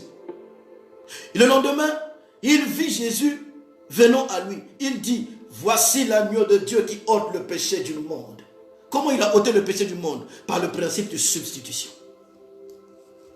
1 Pierre chapitre 2, le verset 24. La Bible déclare, lui qui a porté lui-même nos péchés en son corps sur le bois, afin que, mort au péché, nous vivons pour la justice.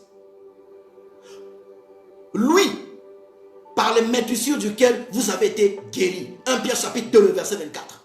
Donc en fait, Jésus, qu'est-ce qu'il a fait? Il a porté nos péchés, il est parti sur la croix, afin que nous puissions être maintenant, nous puissions vivre la vie de Dieu en nous.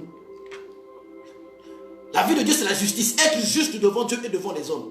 Toi, tu te montres juste devant Dieu, mais devant les hommes, tu es juste. Pourquoi certaines personnes font des choses en cachette? Pourquoi tu fais certaines choses en cachette? Tu ne veux pas que les gens sachent. Oui. Pourquoi certaines personnes font des choses en cachette pour pas que quelqu'un sache?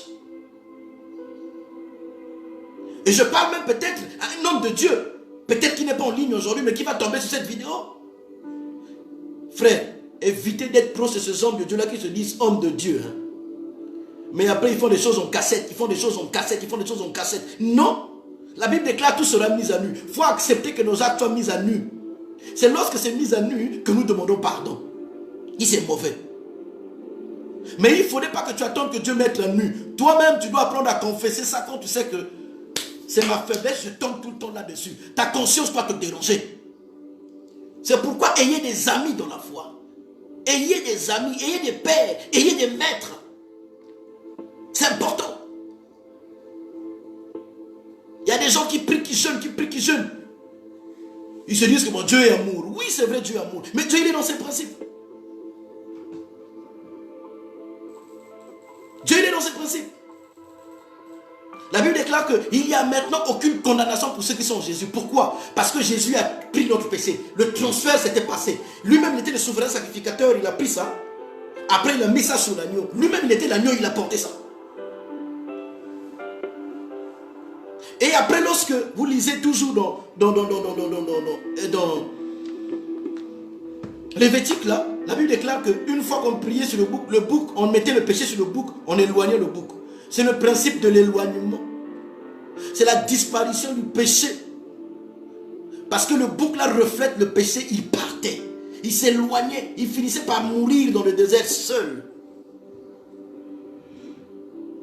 Et quand vous lisez bien David, il dit une chose. Dans le principe là. Psaume 103, le verset 12. Il dit, autant l'Orient est éloigné de l'Occident, autant il éloigne de nous nos transgressions. Vous voyez un peu? C'est le souverain sacrificateur qui prend tes transgressions, il met sur le bouc et il éloigne ça de toi. C'est ce que David dit. C'est le principe de la confession. Mais il faut confesser, il faut dire ce que tu as fait. Devant Dieu, il faut le dire. Maintenant, si tu sais que tu as péché contre l'homme, il faut le dire. Maintenant, si tu sais que cet homme-là n'est pas assez mature, peut-être que si je ne lui dis, il va s'en servir pour me détruire. C'est là où tu as besoin d'avoir des conseils des aînés dans la foi qui vont t'orienter dans le pardon. Alléluia. Et c'est comme ça qu'on a des prières efficaces. Et c'est comme ça qu'on rentre dans l'accomplissement.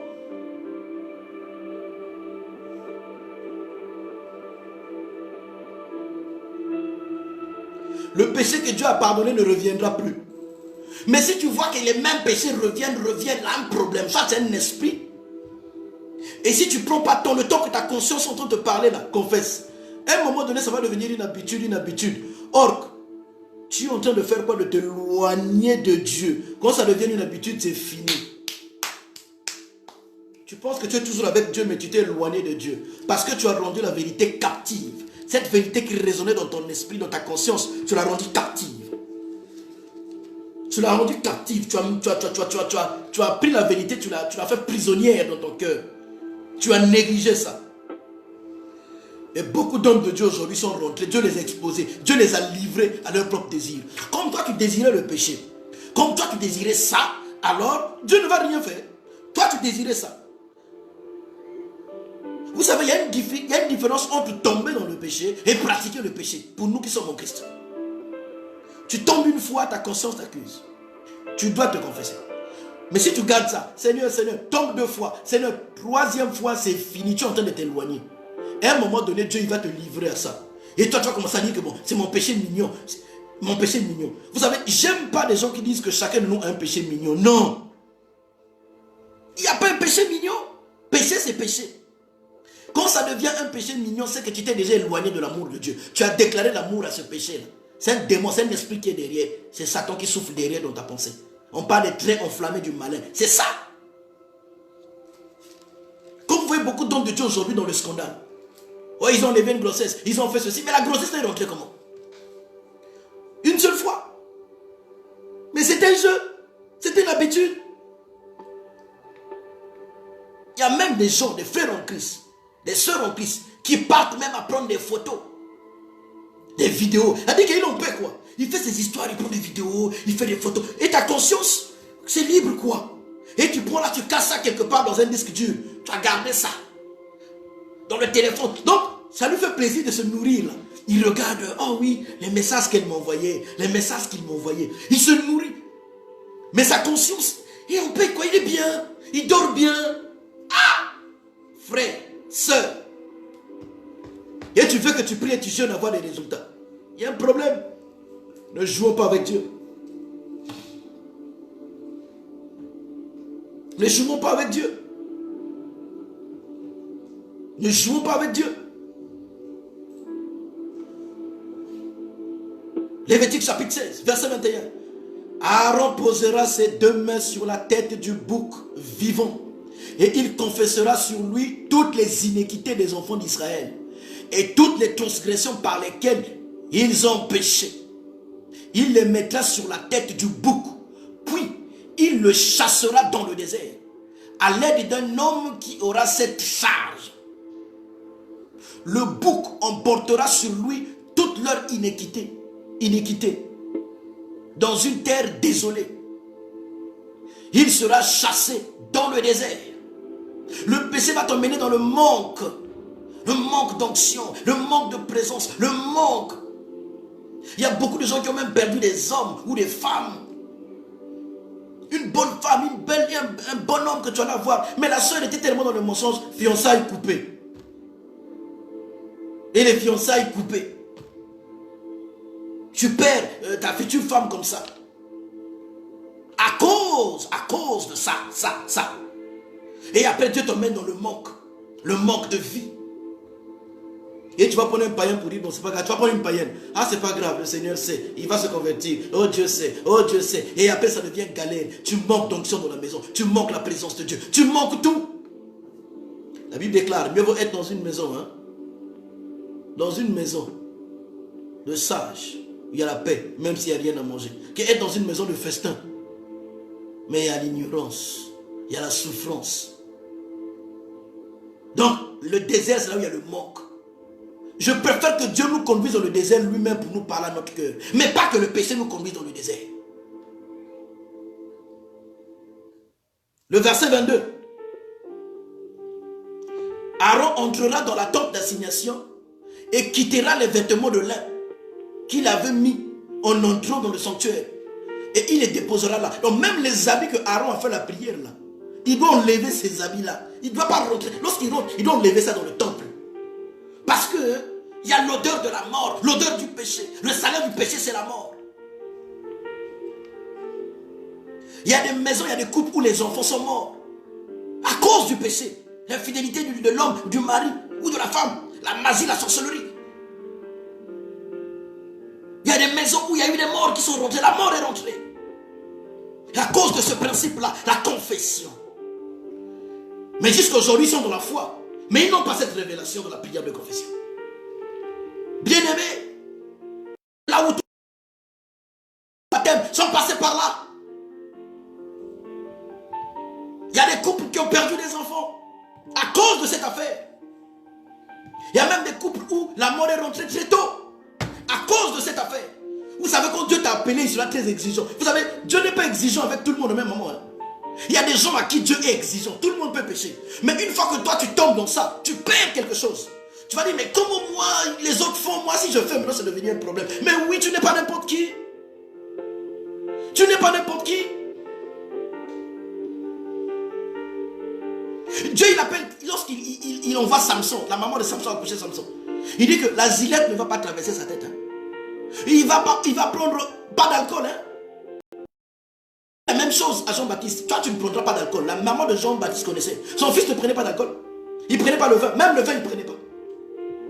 Il dit à Samson, le vin là, il ne doit pas toucher au vin. Samson va faire l'erreur d'aller prendre une femme qui vient d'une ville où on fabriquait le vin. L'onction est partie. L'onction est partie parce qu'il est parti prendre Dalila. Dalila venait d'une ville qu'on appelait la cité du vin. On faisait le vin là-bas. Le péché va t'éloigner. L'onction va partir. La confession est très importante. Confesse à ta femme, confesse à ton mari. C'est pourquoi c'est important, monsieur, madame, d'avoir une même église et même pasteur. C'est important. Je vous dis, c'est important. C'est important. La grâce est trompeuse, hein. Les dons là, c'est trompeur, les dons là. La prière de confession est importante pour bâtir la base. Là où tu vas maintenant établir ton autel d'adoration. Une véritable adoration commence d'abord par la confession. Lorsque tu rentrais dans le tabernacle, il y avait l'autel des reins. Là où on mettait d'abord la base de la confession. Le sacrifice pour le pardon. Le sacrifice d'expiation. On mettait là. Dans les péchés volontaires, je n'ai pas eu le temps de développer, mais dans les péchés volontaires, quand tu faisais un péché volontaire, il fallait apporter le sacrifice d'expiation pour le pardon de tes péchés. On mettait ça sur l'autel là. Après, devant, il y avait la cuve des reins pour se nettoyer, l'eau pour se nettoyer, la parole pour se nettoyer, pour se renouveler. Et après, tu rentrais dans le lieu très saint. En face, tu avais l'autel des parfums, l'adoration. Tu veux être un vrai adorateur, mais tu négliges la prière de confession. Tu tombes, tu te relèves dans les mêmes choses. Il y a un problème, tu détruis ton adoration.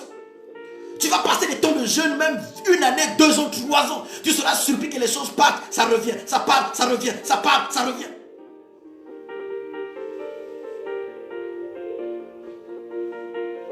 Oh Jesus, donne-nous une nouvelle dimension, Seigneur. Ta présence en moi devienne réelle. Que ta présence en moi devienne palpable. Je veux une autre dimension de toi. C'est par la confession que la nouvelle dimension va venir. Prière de confession, c'est important que tu mettes ça dans une place. Maintenant, quand tu sais que tu es dans la présence de Dieu, ton cœur est libre. Remercie Dieu pour Jésus qui a porté ton péché sur la croix. Commence à bénir l'œuvre de la croix. Parce que par l'œuvre de la croix, nous avons le pardon et nous sommes purifiés. On passe d'abord par l'autel de pardon, l'autel de jugement, on dépose l'autel, le sacrifice. Et après on rentre dans la cuve de rein qui était devant. Bénis Dieu parce que Dieu t'a purifié. En passant par l'autel de sacrifice. Ne jouons pas avec ça. Beaucoup de gens pensent qu'ils sont avec Dieu, mais ils sont éloignés de Dieu. Parce que Dieu les a livrés à leur propre désir. Romains chapitre 1 nous le dit. Romains nous le dit. Que la colère de Dieu s'enflamme contre ceux-là qui détiennent la vérité de Dieu captive. Romains chapitre 1, à partir du verset 18. La colère de Dieu s'élève du ciel contre toute impiété et toute injustice des hommes qui retiennent injustement la vérité captive. Lisez ça jusqu'au verset 24. Et plus tard, vous allez voir quoi? Au verset 21, au verset 20, il dit ceci. En effet, les perfections invisibles de Dieu, sa puissance éternelle et sa divinité se voient comme à l'œil nu depuis la création du monde. quand on les considère dans ses ouvrages. Toi, tu es l'ouvrage de Dieu. Et on continue la suite au verset. Il dit, ils sont donc inexcusables. Ils sont inexcusables. Le verset 21 dit quoi? Car, ayant connu Dieu, ils ne l'ont point glorifié comme Dieu. Et ne lui ont point rendu grâce. Mais ils se sont égarés dans leurs pensées. Et leur cœur, sans intelligence, a été plongé dans les ténèbres. Ah, donc ton cœur, le cœur de l'homme qui connaît Dieu, hein, il se trompe dans les ténèbres à quel moment? Lorsqu'il commence à casser la vérité de Dieu, casser la confession. Ce qui est vrai, je ne le dis pas. Ce qui est vrai, je ne le fais pas. Je l'ai fait, mais bon, d'accord, c'est pas grave, c'est pas grave, c'est pas grave, c'est pas grave. Tu es en train de rentrer dans les ténèbres. Tu es en train de sortir du camp de visitation de Dieu, en train de rentrer dans le désert. Et la Bible qui le dit. Tu repars dans les ténèbres. Tu penses que tu es toujours avec Dieu. Tu n'es plus avec Dieu. On continue. La Bible déclare quoi? Ils ont changé la gloire de Dieu, incorruptible, en image représentant l'homme corruptible, des oiseaux et des quadrupèdes et des reptiles. Ils ont changé l'adoration de Dieu devant les statuettes. Ils ont changé l'adoration de Dieu. Et c'est là où les gens changent l'adoration de Dieu. Parce qu'ils se sont éloignés de Dieu. Juste une confession qu'ils n'ont pas fait. Ils interprètent la parole de Dieu à leur faveur. Ils choisissent maintenant des prétextes. Et ils changent les textes pour mettre les textes là dans les prétextes pour leur intérêt. Dieu n'est plus dedans, c'est l'intérêt de l'homme. C'est se protéger. Ce n'est pas normal. Et on encourage les gens aujourd'hui dans la nouvelle alliance là. Non, la polygamie est de Dieu. Oh, David avait plusieurs femmes. Mais lorsque l'apôtre Paul vient presser pour mettre de l'ordre dans l'église, qu'est-ce que l'apôtre Paul dit? Que celui qui aspire à la charge d'ancien, enseigner à l'église là.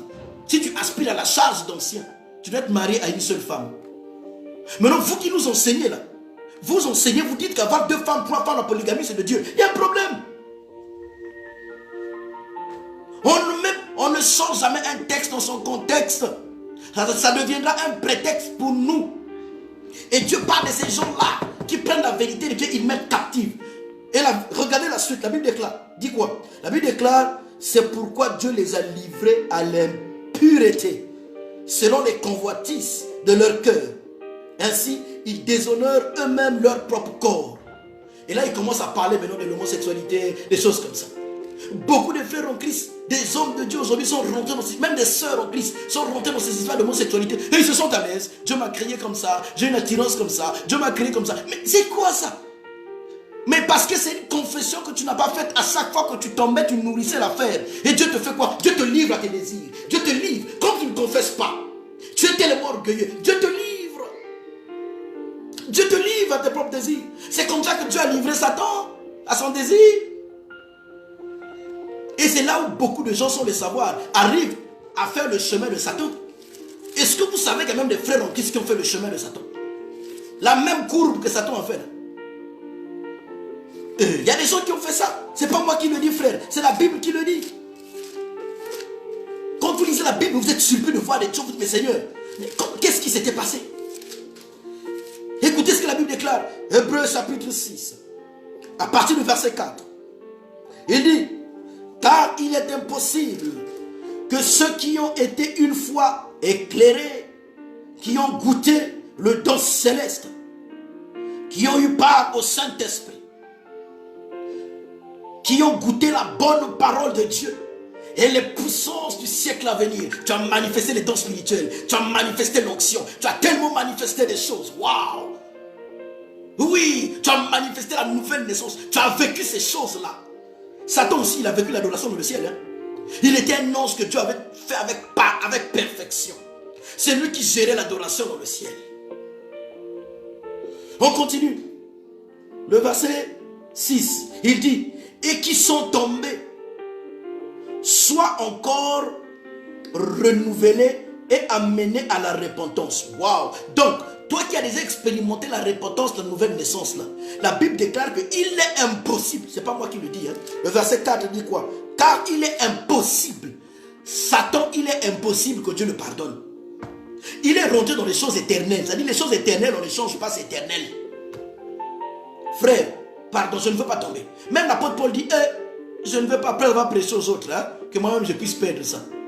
Veillez sur vous, veillons sur nous, bien-aimés. La confession est très importante pour conserver notre salut.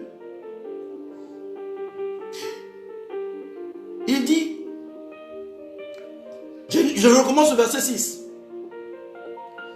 qui sont tombés, soient encore renouvelés et amenés à la repentance, puisqu'ils crucifient pour leur part le Fils de Dieu et l'exposent à l'ignominie. Oh!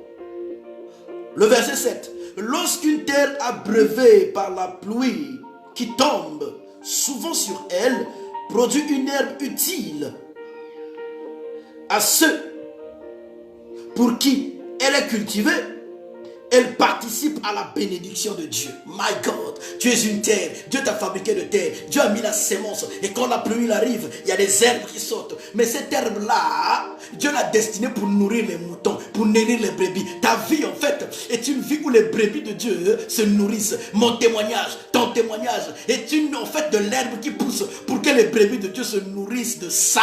Ils se nourrissent de ça. Alléluia.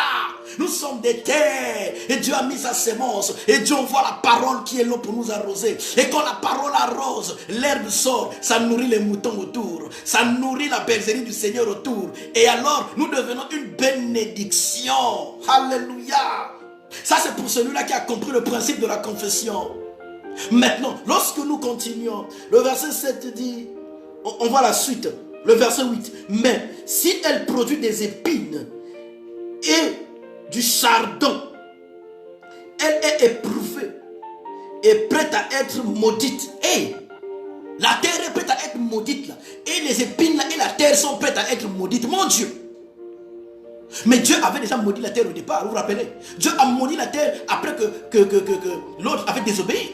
Adam et Ève ont désobéi. Il n'a pas maudit Adam. Adam était déjà béni, Ève était déjà béni. Mais comme ils sont tombés dans le péché, Dieu a regardé et dit, mais vous êtes déjà bénis, je ne peux pas vous maudire. Dieu a maudit la terre. Hey Jesus.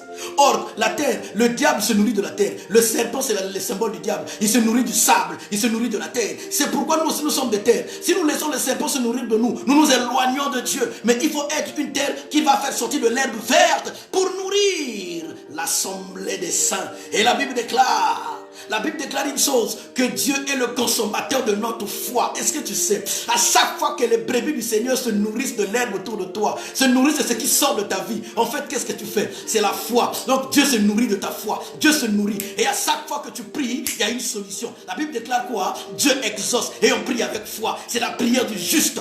Dieu va te déclarer juste lorsque tu es une terre qui donne la bénédiction. Que quelqu'un dise Amen. Jesus. Mais la Bible déclare que, mais si elle produit des épines et des chardons, elle est éprouvée et prête à être maudite. Et on finit par le mettre au feu. C'est l'enfer. Homme de Dieu, femme de Dieu, serviteur de Dieu, servante de Dieu. Confessons, laissons notre orgueil, confessons notre conscience. La Bible déclare que cette bonne conscience, nombreux l'ont perdue. Le livre de Timothée nous parle de la conscience. J'ai pas le temps, il est 21h dépassé. Cette bonne conscience, nombreux l'ont perdue. Timothée nous parle de ça. L'apôtre Paul, lorsqu'il dit à Timothée, garde cette bonne conscience. Cette bonne conscience, nombreux l'ont perdue. Seigneur, je ne veux pas perdre la bonne conscience.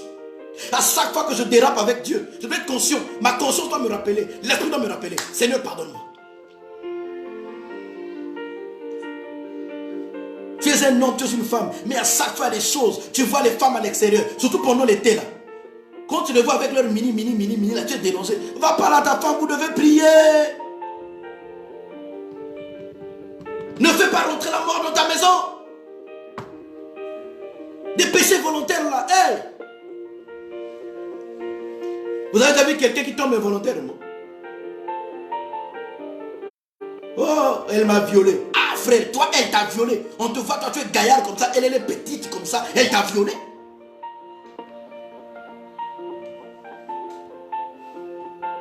Oh, il m'a violé, mais qu'est-ce que tu étais parti faire chez lui? Qu'est-ce que tu étais parti faire chez lui? Bien-aimé, confessons. Confessons dans la présence de Dieu. Et quand nous sentons que c'est lourd, confessons les uns les autres. C'est important. Voilà la prière de confession qu'on fait devant Dieu. Alléluia. Maintenant, il y a une autre partie. Dans la confession de péché,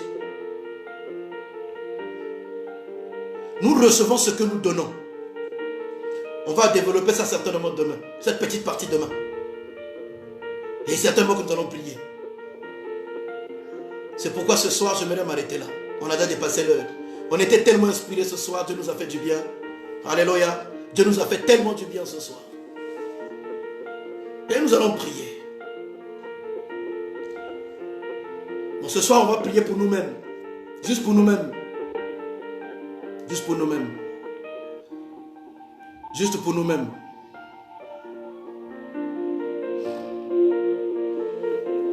Réalise et bénis le Seigneur ce soir.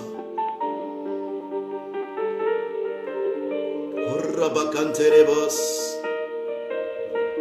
Ondoro karamama mangarama ya kanterebos sayamayo koroko saya. Alléluia. Que ta présence en moi devienne réelle. Que ta présence en moi devienne palpable. Je veux une autre dimension de toi. Je dis ta présence, Yahvé. Que ta présence en moi devienne réelle. Que ta présence en moi devienne palpable. Je veux une autre dimension de toi. Yahvé. Réelle. Que ta présence en moi devienne palpable. Je veux une autre dimension de toi. Une autre dimension, la dimension du toucher, la dimension de gloire. Père, tu vas prier que la présence de Dieu devienne réelle et qu'une autre dimension dans ta prière, dans ta vie de confession, dans ta prière de confession, prenne une autre dimension. Jésus.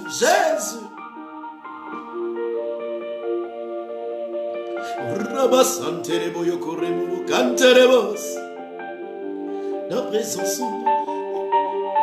Oh Jesus. Oh Jésus-Christ. Dimension du toucher. Dimension de gloire. Tu vas prier ce soir. Tu vas prier ce soir. Tu vas prier ce soir. Réelle, que ta présence en moi devienne palpable.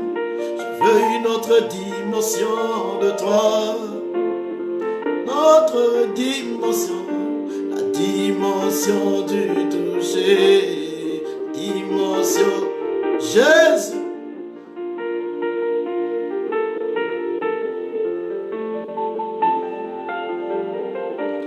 Élève ta voix et prie le Seigneur maintenant. Vas-y. Oh Jésus. Nous voulons, Seigneur, une autre dimension de la prière. Une autre dimension, Seigneur, quand nous parlons avec toi dans la présence. Dans ta présence, une autre dimension.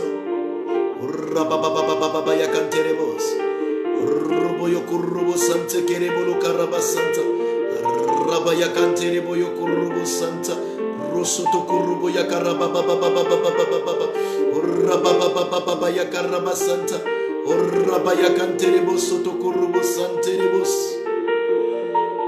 Oh Jésus.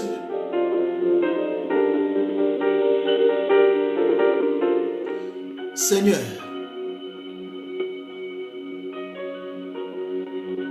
tu vas prier ce soir pour terminer ce moment d'enseignement. Tu vas prier ce soir.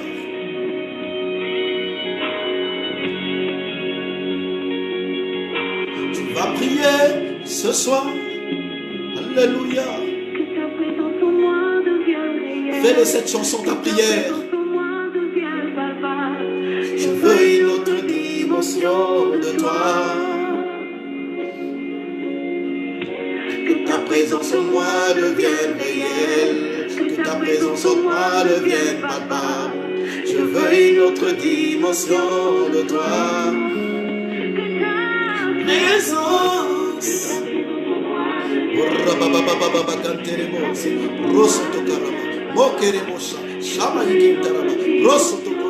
Une autre dimension de toi, Yahvé. Seigneur. Alléluia. Moi devienne. Oh Père.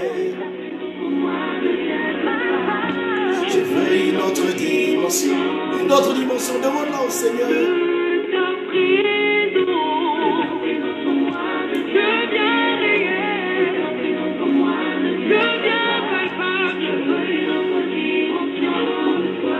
Oh Yahvé,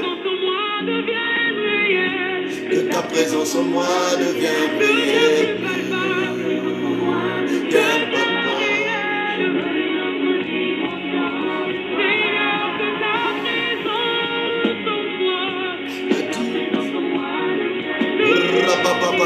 Mettons en prière ce soir.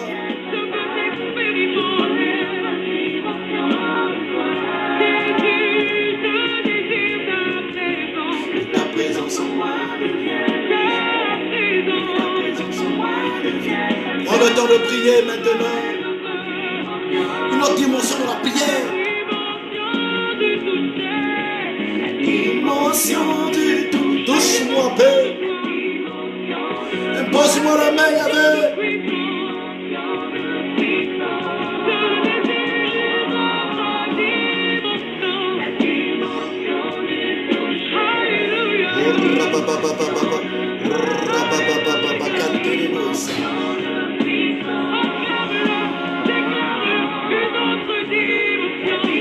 Sans du toucher de gloire puissant.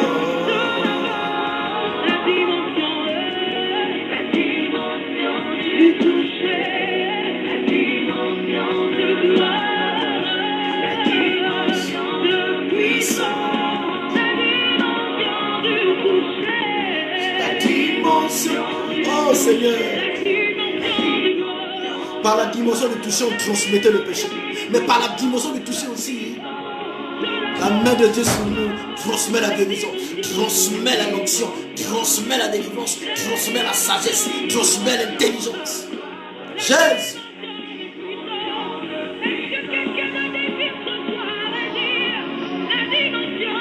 Dimension du toucher. Tu en prière, prie en langue, prie en langue, prie en esprit.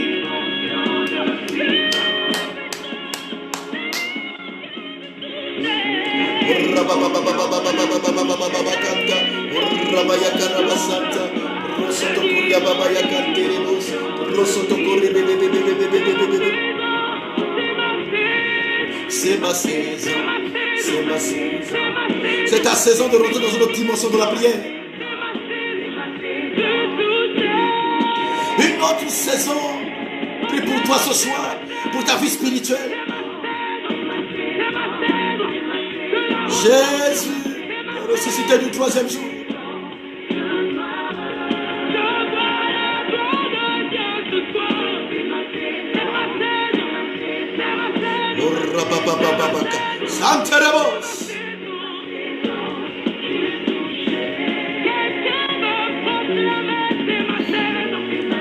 Proclame ce soir, c'est ta saison.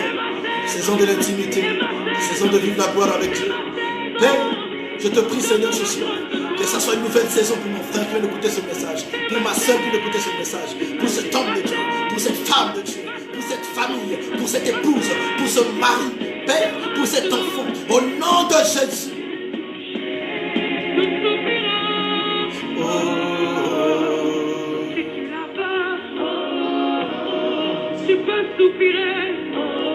Soupirer une nouvelle saison, soupirer une nouvelle dimension avec le Seigneur. C'est le cri de mon cœur. J'ai besoin de toi. Mon âme soupire après. Je veux une autre vie.